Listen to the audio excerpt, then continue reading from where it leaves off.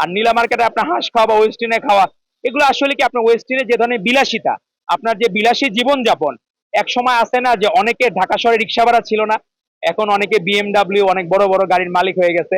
তো এই জায়গাগুলো বাংলাদেশের মানুষকে পীড়া দেয়। হাসিনার আমলেও যা হইতো আঙ্গুল ফুলে কলা গাছ, এখনো যদি তারা আঙ্গুল ফুলে কলা গাছ হয়, তাহলে বাংলাদেশের মানুষ তাদেরকেও লাল কার্ড দেখিয়ে দিবে। আর এপিএস 400 কোটি টাকার মালিক হয়ে গেছে, যেখানে হাসিনার 16 বছরে তার পিয়ন 400 কোটি টাকার মালিক হইতো, এরা দেখা গেছে 8 মাসে 400 কোটি টাকার পিয়ন মালিক হয়েছে।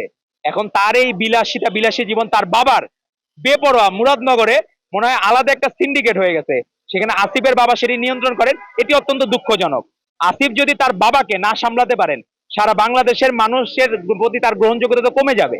আর মুরাদনগরে এমপি হইতে গেলে মুরাদনগরে তার বাবার যে দৌরাত্ম্য চলছে, তার বিরুদ্ধে কিন্তু উনি একটি টু শব্দ করেন নাই, এবং প্রশাসনকে বলেন নাই যে আমার বাবা যদি দোষী হয় তাকেও অ্যারেস্ট করা হবে।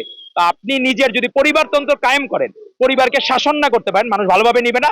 24-এর গণ অভ্যুত্থানে তাদের বিরোচিত ভূমিকা প্রশংসিত, কিন্তু কখনোই কিন্তু ছাত্র প্রতিনিধিরা, আপনি 69-এর গণ অভ্যুত্থান বলেন, তার আগে 52-এর ভাষা আন্দোলন বলেন, 71-এর মুক্তিযুদ্ধ বলেন, 90-এর গণ অভ্যুত্থান বলেন, কখনোই কিন্তু ছাত্ররা সরকারের কোনো অংশ হয় নাই।